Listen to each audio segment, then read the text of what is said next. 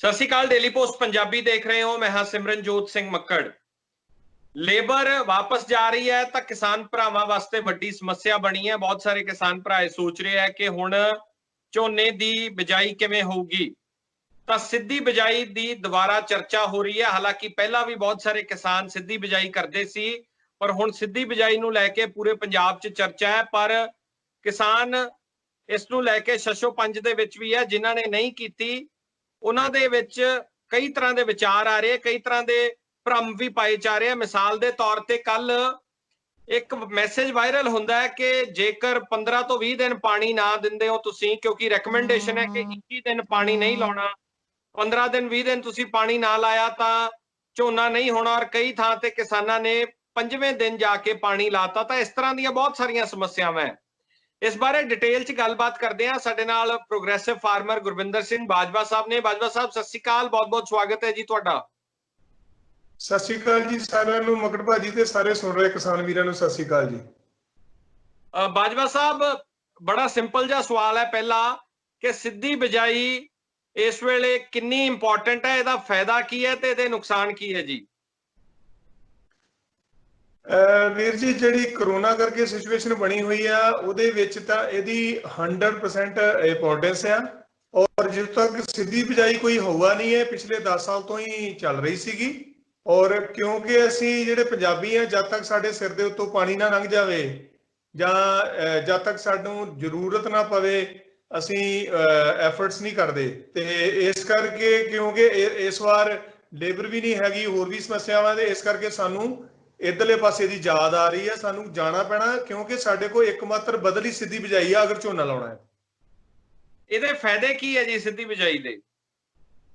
ਸਿੱਧੀ ਬਿਜਾਈ ਦਾ ਜੇ ਸਿੱਧਾ ਸਿੱਧਾ ਫਾਇਦਾ ਇਹ ਹੈ ਕਿ 40% ਪਾਣੀ ਦੀ ਬਚਤ ਹੈ ਤੇ 30% ਤੁਹਾਡੇ ਖਰਚੇ ਦੀ ਬਚਤ ਆ।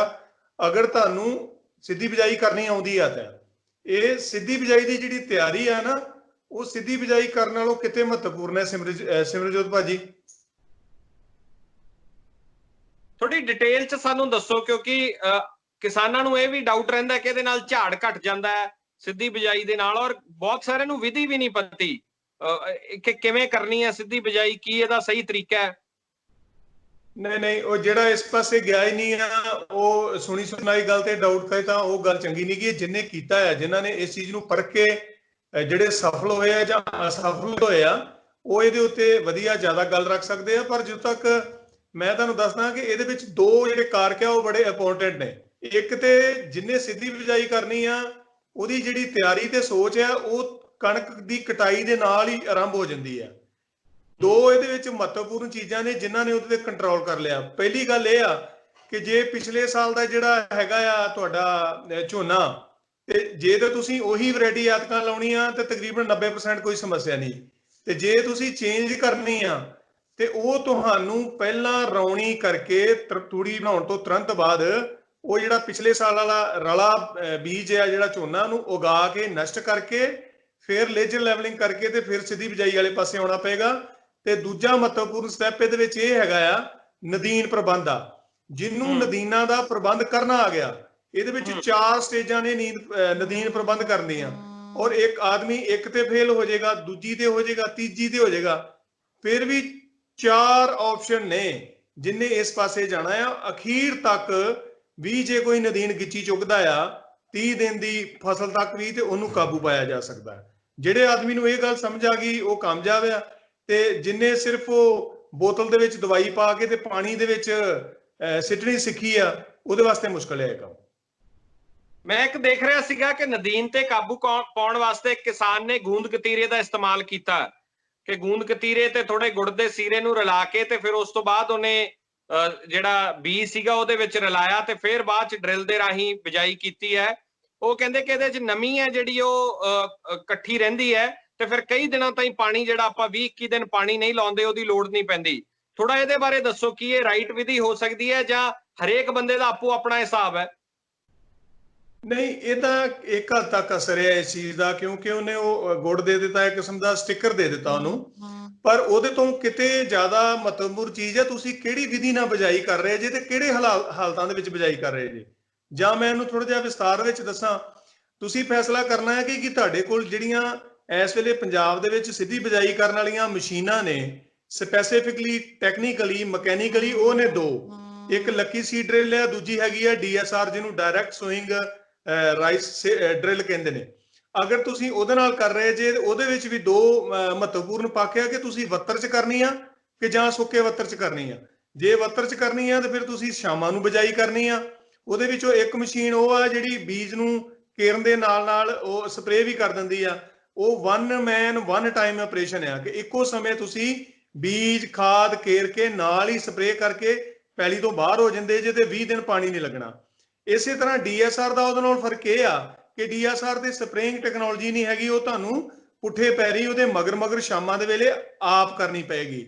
ਤੇ ਅਗਰ ਤੁਸੀਂ ਵੱਤਰ ਸੁੱਕ ਜਾਂਦਾ ਆ ਤੇ ਤੁਸੀਂ ਕਿਸੇ ਹੋਰ ਦੇਸੀ ਵਿਧੀ ਨਾਲ ਵੀ ਕਰਨੀ ਆ, ਜਿਹੜੀ ਮੈਂ ਤੁਹਾਨੂੰ ਬਾਅਦ ਚ ਵੀ ਦੱਸਾਂਗਾ, ਤੇ ਫਿਰ ਤੁਹਾਨੂੰ ਉਹਦੀ ਤਿਆਰੀ ਉਸ ਰੂਪ ਨਾਲ ਕਰਨੀ ਪਏਗੀ। ਪਾਣੀ ਦਾ ਪ੍ਰਬੰਧ ਆ।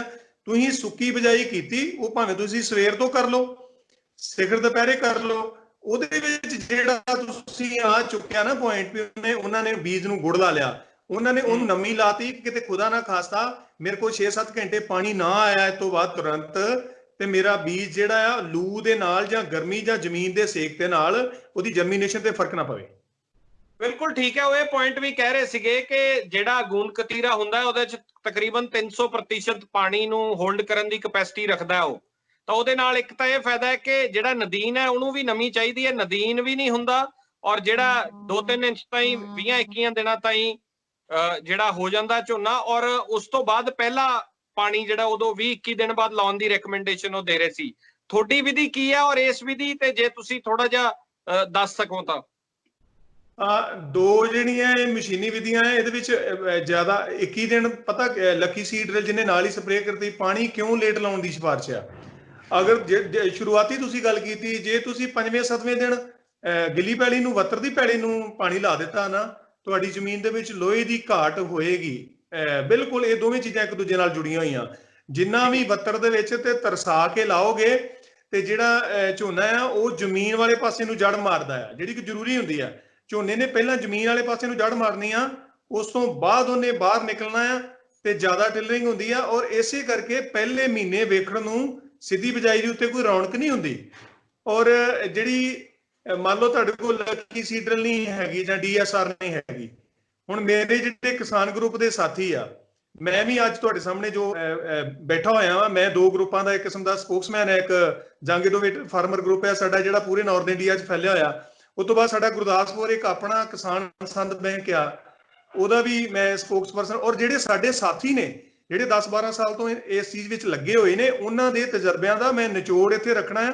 ਕੋਈ ਹਵਾਈ ਥਿਓਰੀਕਲ ਗੱਲ ਨਹੀਂ ਕਰਨੀ, ਸਾਰੀ ਪ੍ਰੈਕਟੀਕਲ ਹੈ। ਔਰ ਉਹਦੇ ਵਿੱਚ ਜਿਹੜੀ ਸਭ ਤੋਂ ਦੇਸੀ ਤੇ ਕਾਮਯਾਬ ਵਿਧੀ ਆ, ਜਿਹੜਾ ਮੇਰਾ ਇੱਕ ਕਿਸਾਨ ਮੈਂਬਰ ਆ ਪੱਟੀ ਤੋਂ, ਚਾਨਣ ਸਿੰਘ, ਉਹ ਪਿਛਲੇ 8-9 ਸਾਲਾਂ ਤੋਂ ਕਰ ਰਿਹਾ ਤੇ ਕਾਮਯਾਬ ਆ।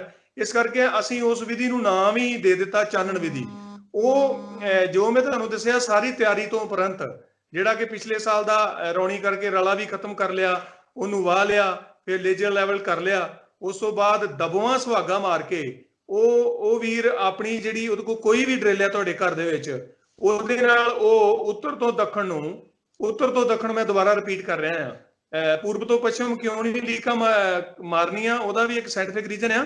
ਪਰ ਉਹ ਜਦੋਂ ਲੀਕਾਂ ਮਾਰ ਕੇ ਉਹਦੇ ਉੱਤੇ ਭਾਜੀ ਸਿਰਫ ਬਾਸਮਤੀ ਦਾ 6 ਕਿਲੋ ਤੇ ਝੋਨੇ ਦਾ 8 ਕਿਲੋ ਦੋਹਰਾ ਛੱਟਾ, ਯਾਨੀ ਕਿ 3 ਕਿਲੋ ਉੱਤਰ ਦੱਖਣ ਨੂੰ, 3 ਕਿਲੋ ਪੂਰਬ ਪੱਛਮ ਨੂੰ ਬਾਸਮਤੀ ਦਾ, ਉਹਦੇ ਤੇ ਹਲਕਾ ਸੁਹਾਗਾ ਮਾਰ ਕੇ ਬਾਅਦ ਵਿੱਚ ਉਹਨੂੰ ਪਾਣੀ ਲਾਉਂਦਾ।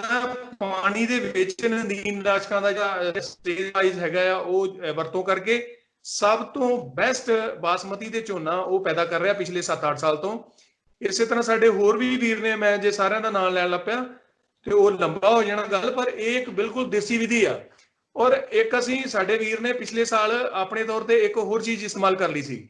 ਦੇਖੋ ਲੇਜਰ ਲੈਵਲ ਤੋਂ ਬਾਅਦ ਪਾਣੀ ਕਿੰਨੇ ਦਿਨ ਬਾਅਦ ਲਾਉਂਦੇ ਆ ਫਿਰ ਇਹ ਚਾਨਣ ਸਿੰਘ ਹੁਣੇ? ਪਾਣੀ ਕਿੰਨੇ ਦਿਨ ਬਾਅਦ ਲਾਉਂਦੇ ਆ?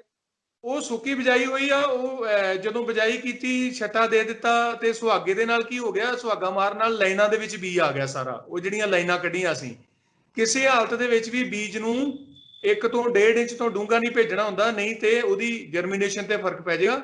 ਤੇ ਜ਼ਿਆਦਾ ਬੀਜ ਵੀ ਪਾਵਾਂਗੇ ਤੇ ਝੋਨਾ ਫੋਕੜ ਹੋਏਗਾ ਤੇ ਲਾਸਟ ਸਟੇਜ ਤੇ ਉਹਨੂੰ ਬਿਮਾਰੀ ਆਏਗੀ। ਘੱਟ ਬੀਜ ਉਹਨੂੰ ਲੈਣਾ ਦੇ ਵਿੱਚ ਖਪਾ ਕੇ ਤੇ ਉਸ ਤੋਂ ਬਾਅਦ ਤੁਰੰਤ ਪਾਣੀ ਲਾ ਦੇਣਾ। ਖੜੇ ਪਾਣੀ ਦੇ ਵਿੱਚ ਉਹ ਰੇਤਾ ਚ ਮਿਲਾ ਕੇ ਇੱਕ ਦਵਾਈ ਆ ਸਾਥੀ, ਉਹਦਾ ਛੱਟਾ ਦੇ ਦਿੰਦੇ ਆ। ਜਦੋਂ 16-17 ਘੰਟੇ ਬਾਅਦ ਉਹ ਪਾਣੀ ਜੀਰ ਜਾਂਦਾ ਆ, ਉਹਦੇ ਉੱਤੇ ਫਿਰ ਜਿੱਦਾਂ ਆਪਾਂ ਸਬਜ਼ੀਆਂ ਤੇ ਕਰਦੇ ਆ ਸਟੌਂਪ ਪਲੱਸ ਟੌਪ ਸਟਾਰ ਦਵਾਈ ਆ, ਉਹਦੀ ਸਪਰੇਅ ਕਰ ਦਿੱਤੀ ਜਾਂਦੀ ਆ।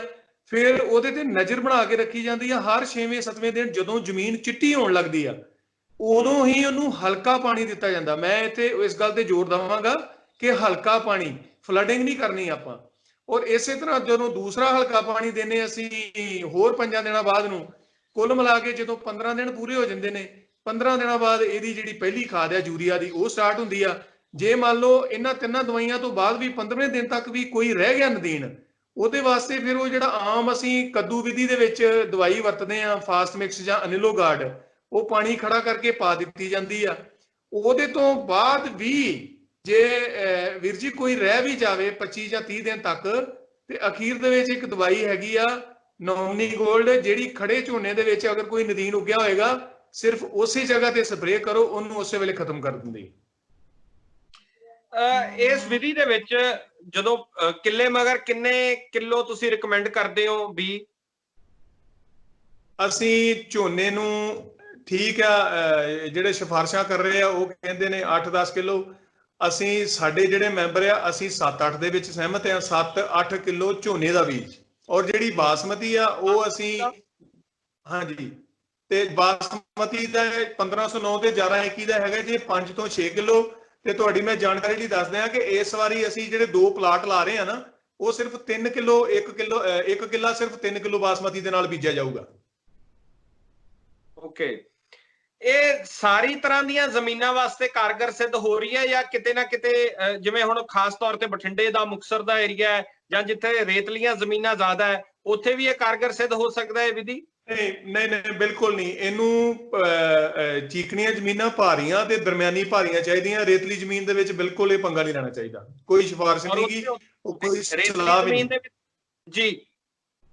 ਨਹੀਂ, ਰੇਤਲੀ ਜ਼ਮੀਨ ਦੇ ਵਿੱਚ ਨਹੀਂ, ਅਸੀਂ ਨਾ ਸਲਾਹ ਦਿੰਦੇ ਆ ਨਾ ਇਹਦੀ ਸਿਫਾਰਿਸ਼ ਹੀ ਆ। ਰੇਤਲੀ ਦੇ ਵਿੱਚ ਸਿੱਧੀ ਬਿਜਾਈ ਸਫਲ ਨਹੀਂ ਹੁੰਦੀ। ਤਾਂ ਜਿਹੜੇ ਰੇਤਲੀ ਜ਼ਮੀਨ ਵਾਲੇ ਕਿਸਾਨ ਹੈ ਜ਼ਿਆਦਾਤਰ, ਹਾਲਾਂਕਿ ਜਿਹੜੇ ਉੱਥੇ ਕਪਾਹ ਬੀਜਦੇ ਆ ਉਹ ਉੱਥੇ ਤੱਕ ਹੀ ਸੀਮਤ, ਜਿਹੜੇ ਝੋਨੇ ਵੱਲ ਆਉਂਦੇ ਵੀ ਹੈ ਉਹ ਫਿਰ ਇਸ ਵਾਰ ਕੀ ਕਰਨ ਜੇ ਲੇਬਰ ਦੀ ਸ਼ਾਰਟੇਜ ਹੈ ਤਾਂ? ਵੀਰ ਜੀ, ਵੈਸੇ ਤਾਂ ਜੇ ਕੁਦਰਤ ਪੱਖੋਂ ਵੀ ਸੋਚਿਆ ਜਾਵੇ ਨਾ, ਤੇ ਇਹ ਧੱਕਾ ਆ ਤੇ ਬੇਇਨਸਾਫੀ ਆ, ਕਿਉਂਕਿ ਉਹ ਪਾਣੀ ਦੇ ਜ਼ੋਰ ਨਾਲ ਰੇਤਲੀ ਜ਼ਮੀਨ ਦੇ ਵਿੱਚ ਝੋਨਾ ਜਿਹੜਾ ਲਾਉਣਾ ਹੈ ਨਾ, ਉਹਦੇ ਤੋਂ ਬਿਹਤਰ ਆ ਕਿ ਤੁਸੀਂ ਮੱਕੀ ਦੀਆਂ 2 ਫਸਲਾਂ ਕੱਢ ਲਓ। ਪਰ ਜੇ ਕਿਸੇ ਨੂੰ ਫਿਰ ਵੀ ਜ਼ਿਆਦਾ ਹੀ ਮਜਬੂਰੀ ਆ ਕਿ ਉਹਨੇ ਰੇਤਲੀ 'ਚ ਝੋਨਾ ਲਾਉਣਾ ਹੈ, ਉਹ ਸਿੱਧੀ ਬਿਜਾਈ ਦੀ ਬਜਾਏ ਜਿਹੜੀ ਡਾਕਟਰ ਦਲੇਰ ਸਿੰਘ ਦੀ ਵਿਧੀ ਆ, ਉਹ ਫਿਰ ਵੱਟਾਂ ਕੱਢ ਕੇ ਦੇਖ ਲੇ। ਅਦਰਵਾਈਜ਼ ਝੋਨੇ ਨੂੰ ਜੰਮਣ ਵਾਸਤੇ ਭਾਜੀ ਚੀਕਣੀ ਜ਼ਮੀਨ ਹੀ ਚਾਹੀਦੀ ਹੁੰਦੀ ਆ, ਜਿਹੜੀ ਕੁਝ ਦੇਰ ਉਹਨੂੰ ਨਮੀ ਵੀ ਬਣਾ ਕੇ ਰੱਖੇ ਤੇ ਕੁਝ ਦੇਰ ਉਹਨੂੰ ਸਹੇਜ ਕੇ ਵੀ ਰੱਖੇ। ਔਰ ਪਾਣੀ ਜਿਹਦੇ ਵਿੱਚ ਇੱਕਦਮ ਨਹੀਂ ਆ, ਦੇਖੋ ਰੇਤਲੀ ਜ਼ਮੀਨ 'ਚ ਪਾਣੀ ਇਵਾਪੋਰੇਟ ਵੀ ਜ਼ਿਆਦਾ ਕਰਦਾ ਹੈ, ਵਾਸ਼ਪੀਕਰਨ ਜ਼ਿਆਦਾ ਹੁੰਦਾ ਨਾ। ਚੀਕਣੀ ਮਿੱਟੀ ਜਿਹੜੀ ਉਹ ਨਮੀ ਸੰਭਾਲ ਲੈਂਦੀ ਆ। ਇਹਦੇ ਧੱਕਾ ਆ ਕਿ ਪਾਣੀ ਤੁਸੀਂ ਫਿਰ ਰੋਜ਼ ਹੀ ਛੱਡੀ ਰੱਖੋ। ਪਹਿਲੀ ਗੱਲ ਤਾਂ ਮੈਨੂੰ ਲੱਗਦਾ ਵੀ ਕਿਰਾਏ ਮਾਰ ਕੇ ਤੇ ਜ਼ਮੀਨ ਪੁੱਟ ਕੇ ਪੰਜਾਬ ਦੀ ਮੋਰ ਦੈਨ 90% ਜ਼ਮੀਨ ਤੇ ਜਿਹੜੀ ਆ ਉਹ ਇਹਨਾਂ ਨੇ ਥੱਲਿਓਂ ਉਹ ਮਿੱਟੀ ਜਿਹੜੀ ਆ ਚੀਕਣੀ ਜਾਂ ਲਾਲ ਜਾਂ ਜਿਹੜੀ ਕਹਿ ਲਓ ਵੀ ਉਹ ਕੱਢ ਹੀ ਚੁੱਕੇ ਆ, ਰੇਤਾ ਉਹਦੇ 'ਚ ਨਹੀਂ ਹੈ ਨੀਗੀ। ਬਾਜਵਾ ਸਾਹਿਬ, ਇਹਦੇ ਨੁਕਸਾਨ ਵੀ ਹੈਗੇ ਆ ਜੀ ਜੇ ਆਪਾਂ ਕੰਪੈਰੀਜ਼ਨ ਕਰੀਏ ਜੀ ਸਿੱਧੀ ਬਿਜਾਈ ਦਾ ਔਰ ਪਨੀਰੀ ਇਲਾਕੇ ਦੇ, ਇਹਦੇ ਸਿੱਧੀ ਦੇ ਕੋਈ ਨੁਕਸਾਨ ਵੀ ਹੈਗੇ ਆ ਜੀ?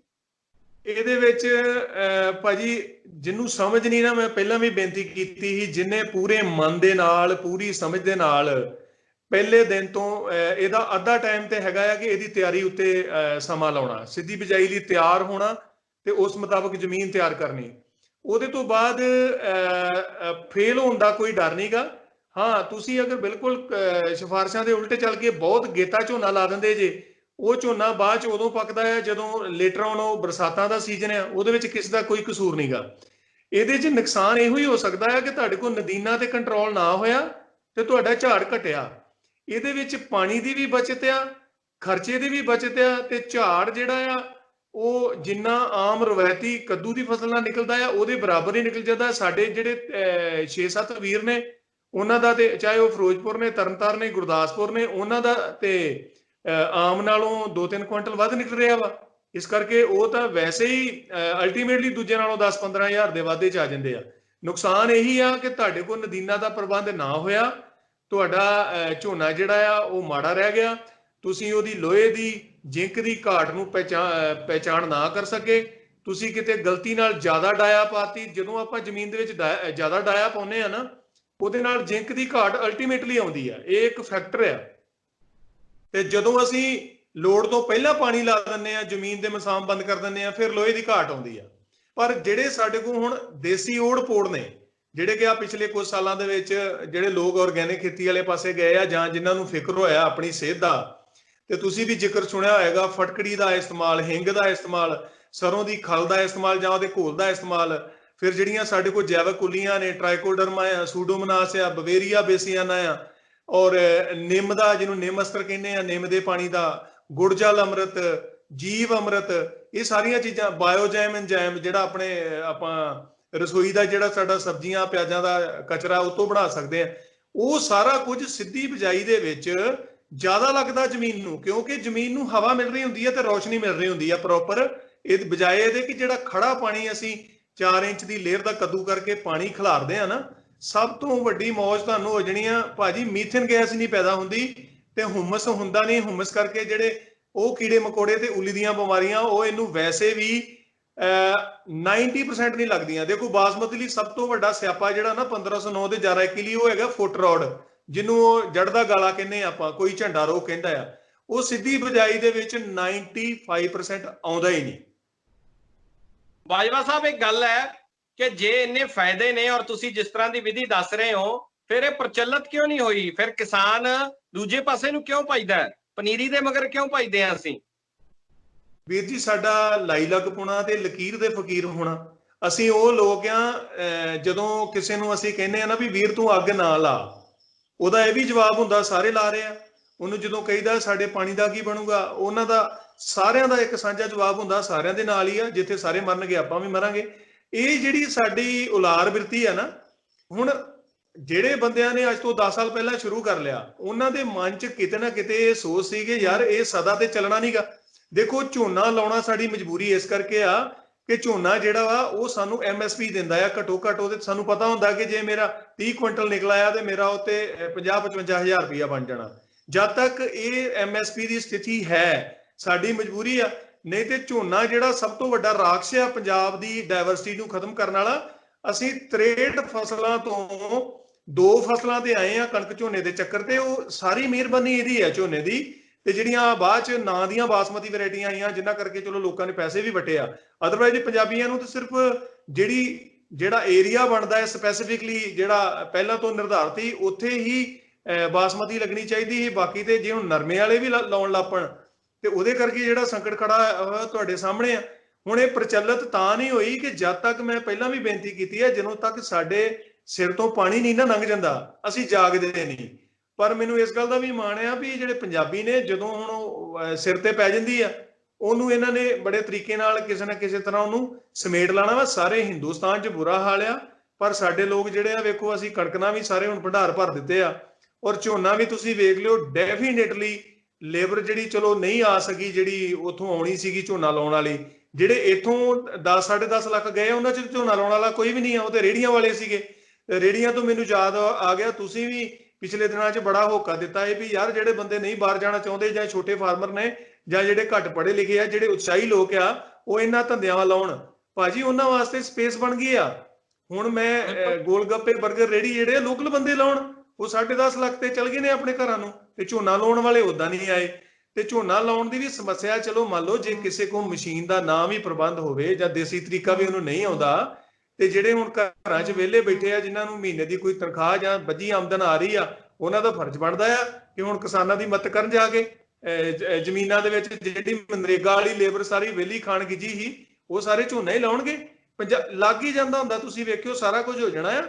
ਪਰ ਜਿਹਨੂੰ ਐਤਕਾਂ ਸਿੱਧੀ ਬਿਜਾਈ ਦੀ ਸਮਝ ਆ ਗਈ, ਉਹ ਅਗਲੀ ਵਾਰੀ ਅਲਟੀਮੇਟਲੀ ਆ ਜਾਏਗਾ ਸਿੱਧੀ ਬਿਜਾਈ ਦੇ ਵਿੱਚ, ਔਰ ਅਗਲੀ ਵਾਰੀ ਸਟੇਟ ਆਫ ਦਾ ਆਰਟ ਮਸ਼ੀਨਾਂ ਮਿਲਣਗੀਆਂ, ਤੇ ਉਹ 'ਚ ਪੰਜਾਬ ਦਾ ਇੰਨਾ ਕੁ ਜ਼ਿਆਦਾ ਭਲਾ ਹੋ ਜਾਣਾ ਆ।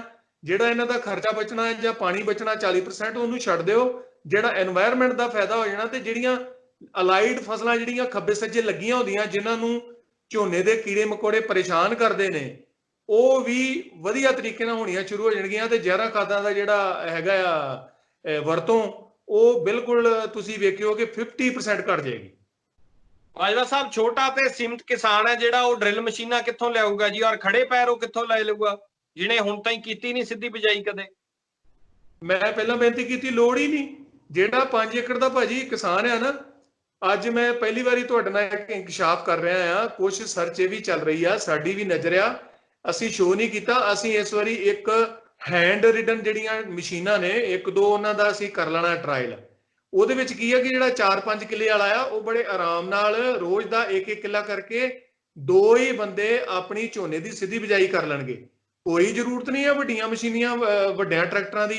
ਨਾਲੇ ਮੈਂ ਜਿੱਦਾਂ ਬੇਨਤੀ ਕੀਤੀ ਆ ਕਿ ਜਿਹਨੂੰ ਕੋਈ ਮਸ਼ੀਨ ਨਹੀਂ ਮਿਲਦੀ, ਚਲੋ ਉਹਦੇ ਕੋਲ ਘਰ 'ਚ ਕੋਈ ਡਰਿਲ ਵੀ ਨਹੀਂ ਹੈਗੀ, ਤੇ ਕਰੰਡੀ ਫੇਰ ਲਓ, ਕਰੰਡੀ ਨਾਲ ਲੀਕਾਂ ਕੱਢ ਲਓ, ਹੈ ਨਾ। ਨਹੀਂ ਵੀ ਕੱਢਣੀਆਂ ਤੇ ਜਿੱਦਾਂ ਮੈਂ ਤੁਹਾਨੂੰ ਦੱਸਿਆ ਕਿ ਇੱਕ ਨੇ ਛੱਟਾ ਦੇ ਕੇ ਉੱਤੇ ਤਵੀਆਂ ਬੰਦ ਕਰਕੇ ਤਵੀਆਂ ਫੇਰ ਦਿੱਤੀਆਂ। ਉਹ ਤਵੀਆਂ ਨੇ ਪੁੱਟ ਕੇ ਲੀਕ ਵੀ ਬਣਾਈ, ਉਹ 'ਚ ਬੀਜ ਵੀ ਗਿਆ, ਉੱਤੇ ਹਲਕੀ ਮਿੱਟੀ ਵੀ ਆ ਗਈ। ਬਾਅਦ 'ਚ ਜਦੋਂ ਉੱਤੇ ਪਾਣੀ ਦਿੱਤਾ, ਉਹ ਫਸਟ ਕਲਾਸ ਲਾਈਨਾਂ ਦੇ ਵਿੱਚ ਝੋਨਾ ਆ ਗਿਆ। ਜਿਹੜੀ ਫਸਲ ਲਾਈਨਾਂ ਦੇ ਵਿੱਚ ਆ ਨਾ, ਉਹਨੂੰ ਜਿਹੜੀ ਬੱਝੀ ਰੌਸ਼ਨੀ ਤੇ ਨਾਲ ਜਿਹੜੀ ਹਵਾ ਮਿਲਦੀ ਆ ਨਾ, ਉਹਦੇ ਨਾਲ ਦੀ ਦੁਨੀਆ 'ਚ ਕੋਈ ਖਾਦ ਨਹੀਂ ਬਣੀ। ਇਸੇ ਕਰਕੇ ਮੈਂ ਕਹਿੰਦਾ ਕਿ ਕੋਸ਼ਿਸ਼ ਕਰੋ ਉੱਤਰ ਦੱਖਣ ਨੂੰ ਬੀਜੋ, ਤਾਂ ਕਿ ਆਪਣੀ ਜਿਹੜੀ ਹਵਾ ਚੱਲਦੀ ਆ, ਉਹ ਚੱਲਦੀ ਆ ਪੂਰਬ ਜਾਂ ਪੱਛਮ ਤੋਂ, ਉਹ ਬੜੀ ਛੇਤੀ ਜ਼ਮੀਨ ਨੂੰ ਜਿਹੜੀ ਲੂ ਆ ਖੁਸ਼ਕ ਕਰਦੀ ਆ। ਜੇ ਤੁਸੀਂ ਉੱਤਰ ਦੱਖਣ ਦੀ ਨੂੰ ਬੀਜਿਆ ਹੋਏਗਾ ਤੇ ਉਹ ਨਮੀ ਜਿਹੜੀ ਆ ਤੁਹਾਡੀ ਜ਼ਿਆਦਾ ਦੇਰ ਤੱਕ ਬਚੀ ਰਹੂਗੀ। ਜੋ ਹਾਲ ਐਤਕੀ ਸ਼ਿਮਲਾ ਮਿਰਚ ਵਾਲੇ ਕਿਸਾਨਾਂ ਦਾ ਹੋਇਆ ਹੈ, ਬੁਰਾ ਹਾਲ, ਅਸੀਂ ਤਸਵੀਰਾਂ ਦੇਖੀਆਂ ਮਾਨਸੇ ਇਲਾਕੇ ਦੀਆਂ ਖਾਸ ਤੌਰ ਤੇ। ਇਹੋ ਜਿਹੇ ਹਾਲਾਤ ਦੇਖ ਕੇ ਕਿਸਾਨ ਕਿਵੇਂ ਸੋਚੂਗਾ ਡਾਇਵਰਸਿਫਿਕੇਸ਼ਨ ਵੱਲ? ਤੁਸੀਂ ਕੀ ਰਿਕਮੈਂਡ ਕਰਦੇ ਹੋ ਕਿ ਜੇ ਇਸ ਤੋਂ ਬਾਹਰ ਵੀ ਆਇਆ ਜਾਵੇ ਤਾਂ ਕੀ ਕਰਨਾ ਚਾਹੀਦਾ? ਮੈਂ ਉਹੀ ਰਿਕਮੈਂਡ ਕਰਾਂਗਾ ਜਿਹੜਾ ਤੁਸੀਂ ਵੀ ਆ 2-3 ਮਹੀਨੇ ਤੋਂ ਪਹਿਲਾਂ ਹੋਕਾ ਦੇ ਰਹੇ, ਛੱਡੀਏ ਆਪਾਂ ਆਪਣੇ ਸਾੜੇ ਸ਼ਰੀਕੇ, ਇੱਕ ਦੂਜੇ ਨਾਲ ਈਰਖਾ, ਇਕੱਠੇ ਹੋਈਏ। ਅਸੀਂ ਬੜਾ ਡਫਲੀ ਵਜਾਲੀ ਆ ਕਿ ਅਸੀਂ ਉਤਪਾਦਨ ਦੇ ਹੀਰੋ ਆ, ਉਹ ਗੱਲਾਂ ਖਤਮ ਹੋ ਗਈਆਂ। ਹੁਣ ਪੈਦਾ ਕਰਨਾ ਓਡੀ ਵੱਡੀ ਗੱਲ ਨਹੀਂ ਗੀ, ਇੱਕ ਹੱਥ ਕਹੀ ਤੇ ਇੱਕ ਹੱਥ ਤੱਕੜੀ। ਜੇ ਤੁਹਾਨੂੰ ਪਤਾ ਹੈ ਕਿ ਤੁਹਾਡੀ ਟੀਮ ਦੇ ਵਿੱਚ 10 ਮੈਂਬਰ ਹੈਗੇ ਆ, ਜੇ 2 ਬੰਦੇ ਪ੍ਰੋਡਿਊਸ ਕਰ ਰਹੇ ਆ ਤੇ 2 ਬੰਦਿਆਂ ਨੂੰ ਮਾਰਕੀਟਿੰਗ ਕਰਨੀ ਚਾਹੀਦੀ ਆ। ਔਰ ਸਭ ਤੋਂ ਵੱਡੀ ਗੱਲ ਤੇ ਹੁਣ ਆਹ ਜ਼ਰੂਰਤ ਪੈ ਗਈ ਆ, ਕਰੋਨਾ ਨੇ ਇੰਨੇ ਕੁ ਜ਼ਿਆਦਾ ਸਬਕ ਦਿੱਤੇ ਆ। ਅੱਜ ਇੱਕ ਆ ਡਿਜੀਟਲ ਪਲੇਟਫਾਰਮ ਦੇ ਰਾਹੀਂ ਮੈਂ ਤੁਹਾਡੇ ਨਾਲ ਗੱਲ ਕਰ ਰਿਹਾ। ਪਿਛਲੇ 10-12 ਦਿਨਾਂ ਦੇ ਵਿੱਚ ਅਸੀਂ ਅਫਸਰਾਂ ਤੱਕ ਵੀ ਇਸੇ ਪਲੇਟਫਾਰਮ ਰਾਹੀਂ ਆਪਾਂ ਜੁੜੇ ਆ। ਇਹ ਵੀ ਇੱਕ ਟੂਲ ਹੈ, ਇਹ ਵੀ ਇੱਕ ਸੰਦ ਆ, ਇਹ ਵੀ ਸਾਰਿਆਂ ਨੂੰ ਸਿੱਖਣਾ ਪੈਣਾ। ਤੇ ਜੇ ਇਹ ਸਿੱਖ ਸਕਦੇ ਆ ਤੇ ਕੀ ਗੱਲ, ਅਸੀਂ ਫਾਰਮ ਟੂ ਹੋਮ ਘਰੋਂ ਘਰੀ, ਉਹਦੀ ਸ਼ਿਮਲਾ ਮਿਰਚ ਉੱਥੇ ਰਲੀ ਆ। ਉਸ ਵੀਰ ਨੂੰ ਅਸੀਂ ਫੋਨ ਵੀ ਕੀਤਾ ਸੀ ਲੁਧਿਆਣੇ ਤੋਂ। ਸਾਰੇ ਪੰਜਾਬ ਦੇ ਜਿੰਨੇ ਐਗਰੀਪ੍ਰੇਨਰ ਆ, ਸਾਰਿਆਂ ਦਾ ਹੱਥ ਫੜਨ ਵਾਲੇ ਡਾਕਟਰ ਰਮਨਦੀਪ ਨੇ, ਜਿਨ੍ਹਾਂ ਨੇ ਸਾਰੇ ਪੰਜਾਬ ਦੇ ਵਿੱਚ ਭਾਜੀ ਹਰ ਚੀਜ਼ ਦੀ ਉਹਨਾਂ ਨੇ ਬਣਾਇਆ ਹੋਇਆ, ਡੇਅਰੀ ਦਾ, ਖੁੰਭ ਦਾ, ਸਬਜ਼ੀਆਂ ਦਾ, ਸ਼ਹਿਦ ਵਾਲਿਆਂ ਦੇ ਵੱਖ-ਵੱਖ ਗਰੁੱਪ ਨੇ। ਉਹਨਾਂ ਨੇ ਉਹਨੂੰ ਕਿਹਾ ਵੀ ਆ ਤੂੰ, ਸਾਨੂੰ ਤੇ ਲੁਧਿਆਣੇ 60 ਰੁਪਏ ਕਿਲੋ ਸ਼ਿਮਲਾ ਮਿਰਚ ਮਿਲ ਰਹੀ ਆ, ਤੂੰ ਕਿਹੜੀ ਗੱਲੋਂ ਸੁੱਟੀ? ਮੈਨੂੰ ਤੇ ਉਸ ਵੀਰ ਨੇ ਇਸ ਗੱਲੋਂ ਵੀ ਮੈਂ ਉਹਦੇ ਨਾਲ ਨਾਰਾਜ਼ਗੀ ਜ਼ਾਹਰ ਕੀਤੀ ਵੀ ਤੂੰ ਸੜਕ ਤੇ ਨਹੀਂ ਸੁੱਟਣੀ, ਇਹਨੂੰ ਵਾਪਸ ਜ਼ਮੀਨ ਨੂੰ ਦੇਣਾ ਸੀ ਜੇ ਨਹੀਂ ਵਿਕੀ। ਨਾ ਵਿਕਣ ਦਾ ਕੋਈ ਕਰਨੀ ਆ, ਪਰ ਸਾਨੂੰ ਆਪਣੀ ਮਾਰਕੀਟਿੰਗ ਆਪ ਕਰਨੀ ਪੈਣੀ ਆ। ਔਰ ਜਿਹੜੇ ਮੁੰਡੇ ਇਸ ਕੰਮ 'ਚ ਆ ਗਏ ਆ, ਜਿਹੜੇ ਪਹਿਲਾਂ ਤੋਂ ਤਿਆਰ ਸੀ, ਜਿਨ੍ਹਾਂ ਨੇ ਸੁਸਾਇਟੀ ਬਣਾ ਲਈ ਜਾਂ FPO ਬਣਾ ਲਏ, ਉਹਨਾਂ ਨੇ ਇਹਨੂੰ ਇਸ ਮੌਕੇ ਕਰੋਨਾ ਦੇ ਵੇਲੇ ਬਹੁਤ ਵਧੀਆ ਆਪਣੀ ਨੈਟਵਰਕਿੰਗ ਦਾ ਫਾਇਦਾ ਚੁੱਕਿਆ, ਆਪਣਾ ਗ੍ਰਾਹਕ ਵਰਗ ਪੱਕਾ ਕੀਤਾ ਹੈ ਔਰ ਆਉਣ ਵਾਲੇ ਸਮੇਂ 'ਚ ਹੋਰ ਪੱਕਾ ਕਰਨਗੇ। ਇਹ ਤਾਂ ਸਾਰਿਆਂ ਬੰਦਿਆਂ ਨੂੰ ਆਪਣੀ ਜਿਹੜੀ ਉਪਜ ਆ, ਹੁਣ ਸਾਨੂੰ ਇਹ ਥੋੜਾ ਕਿ 10 ਕਿੱਲੇ ਦੇ ਵਿੱਚ ਅਸੀਂ ਕੱਲਾ ਝੋਨਾ ਹੀ ਕਣਕ ਲਾ ਦਈਏ। 10 ਕਿੱਲਿਆਂ ਦੇ ਵਿੱਚ 10 ਚੀਜ਼ਾਂ ਲਾਓ ਤੇ ਕਸਟਮਰ ਦੀ ਜਿਹੜੀ ਬਕਟ ਆ, ਉਹਨੂੰ ਉਹਦੀਆਂ ਸਾਰੀਆਂ ਲੋੜਾਂ ਪੂਰੀਆਂ ਕਰ ਦਿਓ। ਇੱਕੋ ਵਾਰੀ ਜਾ ਕੇ 10 ਦਿਨ ਦੀ ਚੀਜ਼ ਦੇ ਆਓ। ਸਾਡੇ ਕੋਲ ਲੋਕਲ ਮਾਰਕੀਟ ਤੇ ਹੈਗੀ ਆ ਨਾ, ਉਹ ਕਿਹੜੀ ਸਮਾਨ ਚਾਈਨਾ ਜੋ ਉਹਨਾਂ ਤੋਂ ਆ ਰਿਹਾ ਇਧਰੋਂ ਉਧਰੋਂ ਖੱਬੇ ਸੱਜਿਓਂ। ਸਾਡੇ ਲੋਕ ਐਕਚੁਅਲੀ ਆਹ ਸਮਾਂ ਆ ਕਿ ਫਾਰਮਰ ਦਾ ਤੇ ਜਿਹੜਾ ਉਹਦਾ ਕਸਟਮਰ ਆ, ਇਹ ਉਹਨਾਂ ਦਾ ਇੱਕ ਦੂਜੇ ਤੇ ਵਿਸ਼ਵਾਸ ਬਣੇ ਤੇ ਇੱਕ ਦੂਜੇ ਨਾਲ ਜਿਹੜੇ ਸਬੰਧ ਬਣਨ, ਸਪੋਰਟ ਕਰਨ। ਜੇ ਆਪਾਂ ਇਸ ਕਰੋਨਾ ਦੇ ਪੀਰੀਅਡ 'ਚ ਵੀ ਨਹੀਂ ਇਹ ਸਬਕ ਸਿੱਖਣੇ ਤੇ ਫਿਰ ਸਾਨੂੰ ਕਿਸੇ ਨੇ ਬਾਹਰੋਂ ਨਹੀਂ, ਫਿਰ ਸਾਡਾ ਜ਼ਬਰਦਸਤ ਸ਼ੋਸ਼ਣ ਹੋਣਾ ਆ। ਕਿਉਂਕਿ ਕੰਪਨੀਆਂ ਨੇ ਵੀ ਦੇਖ ਲਿਆ ਕਿ ਫੂਡ ਮਾਰਕੀਟ ਦੀ ਕਿੱਡੀ ਵੱਡੀ ਵੈਲਿਊ ਆ। ਇਹਨਾਂ ਦਿਨਾਂ ਦੇ ਵਿੱਚ ਮੈਨੂੰ ਇਹ ਦੱਸੋ ਵੀ 2 ਟਾਈਮ ਦੀ ਰੋਟੀ ਤੋਂ ਇਲਾਵਾ ਕਿਸੇ ਨੂੰ ਹੋਰ ਸੁੱਝਿਆ ਕੁਛ? ਇਸ ਕਰਕੇ ਉਹਨਾਂ ਨੇ ਤੇ ਆਪਣੇ ਪਹਿਲਾਂ ਤੋਂ ਹੀ 10 ਸਾਲ ਤੋਂ ਕਮਰ ਕੱਸੇ ਕੀਤੇ ਹੋਏ ਆ ਵੀ ਕਿਸ ਤਰ੍ਹਾਂ ਪੰਜਾਬ ਦੀ ਸਾਨੂੰ ਸਾਰੀ ਜ਼ਮੀਨ ਮਿਲੇ ਤੇ ਆਪਾਂ ਜਿਹੜੀ ਪੂਰੀ ਸਾਊਥ ਏਸ਼ੀਆ ਦੀ ਫੂਡ ਮਾਰਕੀਟ ਹੈ ਉਹਨੂੰ ਕਵਰ ਕਰੀਏ। ਹੁਣ ਇਹ ਤੇ ਕਿਸਾਨਾਂ ਦੇ ਸਿਰ ਤੇ ਆ ਨਾ ਕਿ ਜੇ ਇਹਨਾਂ ਨੇ ਇਦਾਂ ਹੀ ਰਹਿਣਾ ਇਕੱਲੇ ਇਕੱਲੇ ਖਿੰਡਦੇ ਹੋਏ ਅਸੰਗਠਿਤ, ਫਿਰ ਇਹਨਾਂ ਨੂੰ ਕੋਈ ਤਾਕਤ ਨਹੀਂ ਚੁੱਕ ਸਕਦੀ ਆ ਕੇ। ਬਿਲਕੁਲ, ਬਹੁਤ ਧੰਨਵਾਦ, ਤੁਸੀਂ ਸਮਾਂ ਦਿੱਤਾ। ਸਿੱਧੀ ਬਿਜਾਈ ਨੂੰ ਲੈ ਕੇ ਕੁਝ ਹੋਰ ਐਡ ਕਰਨਾ ਚਾਹੁੰਦੇ ਹੋ ਤਾਂ ਤੁਸੀਂ ਕਰ ਸਕਦੇ ਹੋ ਬਾਜਵਾ ਸਾਹਿਬ। ਮੈਂ ਫਿਰ ਤੋਂ ਇਹੀ ਬੇਨਤੀ ਕਰ ਰਿਹਾ ਕਿ ਭਰਾਓ, ਜੇ ਤੇ ਤੁਹਾਡੇ ਕੋਲ ਟੈਕਨੀਕਲੀ ਇਸ ਚੀਜ਼ ਲਈ ਡਿਜ਼ਾਈਨ ਕੀਤੀ ਮਸ਼ੀਨ ਹੈਗੀ ਆ, ਵੈਲ ਐਂਡ ਗੁੱਡ ਆ। ਜੇ ਤੁਸੀਂ ਕੋਈ ਆਪਣੀ ਘਰ ਦੀ ਘਰੇਲੂ ਡਰਿਲ ਨੂੰ ਸਫਲਤਾਪੂਰਵਕ ਮੋਡੀਫਾਈ ਕਰ ਲਿਆ, ਮੈਂ ਫਿਰ ਉਹ ਲਫ਼ਜ਼ ਦੁਹਰਾਉਣਾ ਹੈ, ਸਫਲਤਾਪੂਰਵਕ।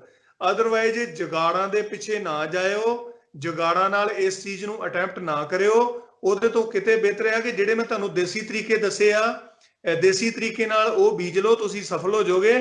ਕੋਈ ਲੋਹੇ ਦੇ ਪਿੱਛੇ ਭੱਜਣ ਦੀ ਲੋੜ ਨਹੀਂ ਗੀ। ਤੇ ਜਦੋਂ ਵੀ ਮਸ਼ੀਨ ਲੈਣੀ ਆ, ਜਦੋਂ ਵਧੀਆ ਤੁਹਾਡੀ ਰੇਂਜ 'ਚ ਆ ਜਾਏਗੀ, ਉਦੋਂ 10-12 ਜਣੇ ਰਲ ਕੇ ਲੈ ਲਿਓ ਤੇ ਤੁਹਾਨੂੰ ਕੋਈ ਸਮੱਸਿਆ ਨਹੀਂ ਆਉਣੀ। ਔਰ ਬਿਲਕੁਲ ਨਿਸ਼ਚਿੰਤ ਹੋ ਕੇ, ਜਿਹਦੇ ਕੋਲ 10 ਏਕੜ ਆ ਉਹਨੂੰ ਘੱਟੋ ਘੱਟ 2 ਏਕੜ ਤੇ ਕਰ ਹੀ ਲੈਣੇ ਚਾਹੀਦੇ ਆ। ਮੈਂ ਤੁਸੀਂ ਕਿਹਾ ਨਾ ਕਿ ਆਪਣੀਆਂ ਮਸ਼ੀਨਾਂ ਜੁਗਾੜ 'ਚ ਨਾ ਜਾਓ, ਆਪਣੇ ਹਿਸਾਬ ਤੇ ਰਹੋ। ਮੈਂ ਇੱਕ ਵੀਡੀਓ ਦੇਖ ਰਿਹਾ ਸੀ YouTube ਤੇ, ਇੱਕ ਕਿਸਾਨ ਵੀਰ ਨੇ ਡਰਿਲ ਦਾ ਜਿਹੜਾ ਥੱਲੇ ਟਾਇਰ ਜਿਹੜਾ ਮੂਹਰੇ ਲੱਗਿਆ ਹੁੰਦਾ ਲੋਹੇ ਵਾਲਾ, ਉਹ ਬਦਲ ਕੇ ਹਵਾਈ ਜਹਾਜ਼ ਵਾਲਾ ਟਾਇਰ ਲਾਤਾ ਉਹਦੀ ਥਾਂ ਤੇ, ਔਰ ਮਗਰਲੇ ਜਿਹੜੇ ਸੰਗਲ ਹੁੰਦੇ ਆ ਥੱਲੇ, ਉਹ ਸੰਗਲ ਵੀ ਭਾਰੇ ਕਰ ਲਏ। ਉਹ ਰੀਜ਼ਨ ਇਹੀ ਦੇ ਰਿਹਾ ਸੀ ਜਿਹੜੀ ਤੁਸੀਂ ਗੱਲ ਕਹੀ ਕਿ ਬੀ ਬਾਹਲਾ ਡੂੰਘਾ ਨਹੀਂ ਜਾਣਾ ਚਾਹੀਦਾ, 1-1.5 ਇੰਚ ਤੇ ਇਹਦੇ ਨਾਲ ਕਹਿੰਦਾ ਕਿ ਬੀ ਰਹਿ ਜਾਂਦਾ ਹੈ। ਹੁਣ ਉਹ ਰੀਜ਼ਨ ਜੋ ਦਿੱਤਾ ਉਹਨੂੰ ਪਤਾ ਹੋਣਾ ਹੈ, ਪਰ ਮੋਡੀਫਿਕੇਸ਼ਨ ਦੀ ਗੱਲ ਕਰ ਰਿਹਾ ਕਿ ਕਿਸਾਨ ਆਪਣੇ ਤੌਰ ਤੇ ਵੀ ਕਰ ਲੈਂਦੇ ਆ। ਨੇ ਕੁਛ ਮੈਂ ਜਿਹੜੇ ਆਦਮੀ, ਜਿਹੜਾ ਇਹਦਾ ਮੁੱਢਲਾ ਅਸੂਲ ਹੈ ਨਾ ਸਿੱਧੀ ਬਿਜਾਈ ਦਾ, ਕਿ ਬਿਲਕੁਲ ਦੱਬ ਕੇ ਸੁਹਾਗਾ ਵੱਜੀ ਹੋਈ ਜ਼ਮੀਨ ਦੇ ਵਿੱਚ ਫਾਲਾ ਸਿਰਫ 1 ਜਾਂ 1.5 ਇੰਚ ਚੀਰ ਕੇ ਜਾਏਗਾ ਤੇ ਉਹਦੇ ਵਿੱਚ ਬੀਜ ਪੈਣਾ ਚਾਹੀਦਾ ਆ। ਜਿਹੜੇ ਆਦਮੀ ਇਹਦੀ ਉਲੰਘਣਾ ਕਰਨਗੇ, ਜਿਵੇਂ ਕੁਛ ਕਈਆਂ ਨੇ ਸੁਪਰ ਸੀਡਰ ਨੂੰ ਬਣਾ ਲਿਆ, ਉਹਦੇ ਵਿੱਚ ਸੁਪਰ ਸੀਡਰ ਤੇ ਅੱਗੋਂ ਰੋਟਾਵੇਟਰ ਦੇ ਨਾਲ ਜ਼ਮੀਨ ਨੂੰ ਪੋਲੀ ਕਰ ਰਿਹਾ ਵਾ, ਪਿੱਛੇ ਸੁਹਾਗਾ ਨਹੀਂ ਵੱਜ ਰਿਹਾ, ਸਿੱਧੀਆਂ ਸਿੱਧੀਆਂ ਲੈਣਾ ਨਾਲ ਬਜਾਈ ਹੋ ਰਹੀ ਆ। ਉਹਦੇ ਉੱਤੇ ਉਹਨਾਂ ਨੇ ਜੁਗਾੜ ਵਾਲਾ ਪੰਪ ਵੀ ਲਾਇਆ। ਪੰਪ ਦੀ ਇਸ ਤਰ੍ਹਾਂ ਆ ਕਿ ਸਾਨੂੰ ਹਰ ਹਾਲਤ 150 ਤੋਂ 200 ਲੀਟਰ ਜਿਹੜਾ ਪਾਣੀ ਆ ਨਾ 1 ਏਕੜ ਦੇ, ਉਹ ਸਪਰੇਅ ਕਰਨਾ ਪਏਗਾ ਤਾਂ ਕਿ ਉਹ ਜਿਹੜੀ ਜ਼ਮੀਨ ਦੀ ਤਹਿ ਆ ਉਹ ਪ੍ਰੋਪਰਲੀ ਡਰੈਂਚਿੰਗ ਹੋਵੇ ਉਹਦੀ। ਜੁਗਾੜਾਂ ਨਾਲ ਫਿਰ ਉਹੀ ਗੱਲ ਹੋਣੀ, ਜੇ ਮੁੜ ਕੇ ਤਕਨੀਕ ਤੇ ਸਵਾਲ ਉੱਠਣੇ ਆ ਤੇ ਉਹ ਬੰਦੇ ਫੇਲ ਹੋਣੇ ਆ, ਕਿਉਂਕਿ ਉਹਨਾਂ ਨੇ ਜਿਹੜੇ ਮੁੱਢਲੇ ਨਿਯਮ ਨੇ, ਜਿਹੜੇ ਆਦਰਸ਼ ਹਾਲਾਤ ਨੇ, ਸਾਰੀਆਂ ਕੰਪਨੀਆਂ ਨੇ ਲਿਖਿਆ ਹੁੰਦਾ ਨਾ, ਮੇਰੇ ਮੋਟਰਸਾਈਕਲ ਦੀ, ਮੇਰੇ ਟਰੈਕਟਰ ਦੀ ਐਵਰੇਜ ਆਦਰਸ਼ਕ ਹਾਲਾਤਾਂ 'ਚ ਇੰਨੀ। ਸਾਨੂੰ ਆਪਣੇ ਆਦਰਸ਼ਕ ਹਾਲਾਤ ਸਿਰਜਣ ਉੱਤੇ ਜ਼ਿਆਦਾ ਸੋਚਣਾ ਚਾਹੀਦਾ ਟਾਈਮ, ਤੇ ਉਧਰਲੇ ਪਾਸੇ ਯਤਨ ਕਰਨੇ ਚਾਹੀਦੇ ਆ, ਨਾ ਕਿ ਜੁਗਾੜਾਂ ਵਾਲੇ ਪਾਸੇ ਭੱਜੀਏ। ਤੁਸੀਂ ਦੇਸੀ ਤਰੀਕੇ ਨਾਲ ਲਾਓ, ਕੀ ਲੋੜ ਹੈ ਮਸ਼ੀਨਾਂ ਮਗਰ ਭੱਜਣ ਦੀ।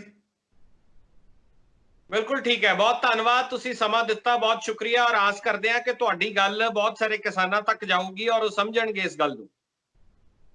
ਸਾਡਾ ਇਹੋ ਹੀ ਇੱਕ ਯਤਨ ਸੀਗਾ, ਇੱਕ ਛੋਟੇ ਫਾਰਮਰਾਂ ਦਾ ਅਸੀਂ ਇੱਕ ਗਰੁੱਪ ਆ।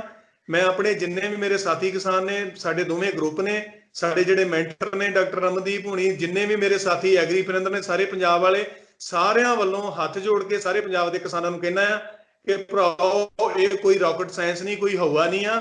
ਆਪਣੀ ਤੁਸੀਂ ਹੁਣ ਵਕਤ ਆ ਗਿਆ, ਤੁਹਾਨੂੰ ਕੁਦਰਤ ਨੇ ਮੋੜਿਆ ਇਸ ਪਾਸੇ, ਆਪਣਾ ਪਾਣੀ, ਆਪਣੀ ਮਿੱਟੀ ਬਚਾਉਣ ਵਾਸਤੇ ਇਸ ਪਾਸੇ ਆਓ ਤੇ ਪੂਰੇ ਯਕੀਨ ਨਾਲ ਆਓ। ਜੇ ਤੁਹਾਨੂੰ ਸਾਡੀ ਮਦਦ ਦੀ ਲੋੜ ਆ, ਸਾਰਿਆਂ ਜ਼ਿਲ੍ਹਿਆਂ 'ਚ ਕੋਈ ਨਾ ਕੋਈ ਇਦਾਂ ਦੇ ਯੋਧੇ ਹੈਗੇ ਆ, ਅਸੀਂ ਉਹ ਬੰਦਿਆਂ ਨਾਲ ਤੁਹਾਨੂੰ ਕਨੈਕਟ ਕਰ ਦਿਆਂਗੇ ਤੇ ਤੁਸੀਂ ਕਿਰਪਾ ਕਰਕੇ ਉਹਨਾਂ ਤੋਂ ਅਗਵਾਈ ਲੈ ਕੇ ਬਗੈਰ ਗਲਤੀ ਕੀਤਿਆਂ ਇਹ ਵਿਧੀ ਅਪਣਾਉਣੀ ਆ, ਤੇ ਅਗਲੇ ਸਾਲ ਤੁਸੀਂ ਆਪ ਹੀ ਇਸ ਚੀਜ਼ ਦੇ ਵਿੱਚ ਪ੍ਰਵੀਨ ਹੋ ਜਾਣਾ ਆ ਤੇ ਦੂਜਿਆਂ ਨੂੰ ਦੱਸਣਯੋਗ ਹੋ ਜਾਣਾ। ਇੱਕ ਇਹ ਵੀ ਗੱਲ ਹੈ ਨਾ ਬਾਜਵਾ ਸਾਹਿਬ, ਕਿ ਸਾਡੇ ਪੰਜਾਬੀਆਂ ਦੀ ਇੱਕ ਸੁਭਾਅ 'ਚ ਹੈ, ਮੈਂ ਜਿਹੜੀ ਕਿ ਤੂੰ ਮੈਨੂੰ ਥੋੜੀ ਦੱਸੇਗਾ ਕੀ ਕਰਨਾ, ਮੇਰਾ ਇੰਨੇ ਸਾਲ ਦਾ ਆਪਦਾ ਤਜਰਬਾ, ਇਹ ਵੀ ਮਾਰ ਜਾਂਦੀ ਹੈ ਸਾਨੂੰ। ਇਹ ਤੇ ਤੁਸੀਂ ਨਾ ਹੁਣ ਅਸਲ ਦੇ ਵਿੱਚ ਸਾਰੀਆਂ ਗੱਲਾਂ ਦਾ ਨਿਚੋੜ ਕੱਢ ਕੇ ਰੱਖ ਦਿੱਤਾ। ਸਾਡੀ ਜਿਹੜੀ ਬਦਕਿਸਮਤੀ ਤੇ ਜਿਹੜੀ ਸਾਡੀ ਖੇਤੀ ਦਾ ਜੋ ਤਰਾਸਦੀ ਆ ਨਾ, ਉਹ ਤੁਹਾਡੀ ਇਹ ਸ਼ਬਦ ਦੇ ਪਿੱਛੇ ਲੁਕੀ ਹੋਈ ਆ। ਸਾਡੇ ਅਸਲ ਦੇ ਵਿੱਚ ਨਾ ਉਹ ਆਂਦੇ ਹੁੰਦੇ ਨਾ ਵੀ ਰੱਸੀ ਸੜ ਗਈ ਹੈ ਤੇ ਵੱਲ ਨਹੀਂ ਗਏ। ਮੈਂ ਉਹੀ ਬੇਨਤੀ ਕੀਤੀ ਸੀ, ਮੈਂ ਚੋਂ ਨਿਕਲੋ।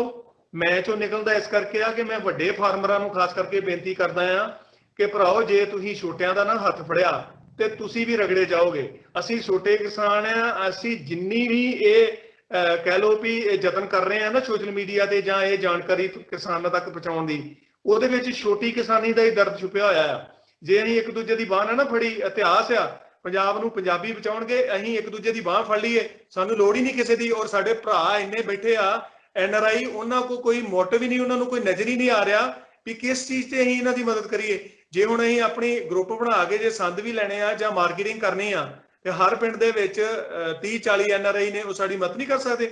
ਉਹ ਕਰ ਸਕਦੇ ਆ, ਪਰ ਸਾਡੇ ਕੋਲ ਕੋਈ ਵਿਜ਼ਨ ਹੀ ਨਹੀਂ ਉਹਨਾਂ ਕੋਲ ਮਦਦ ਲੈਣ ਦਾ। ਇਸ ਕਰਕੇ ਪੰਜਾਬ ਨੂੰ ਪੰਜਾਬੀਆਂ ਨੇ ਤੇ ਪ੍ਰਵਾਸੀਆਂ ਨੇ ਫਿਰ ਚੜ੍ਹਦੀ ਕਲਾ ਕਰ ਦੇਣੀ ਆ।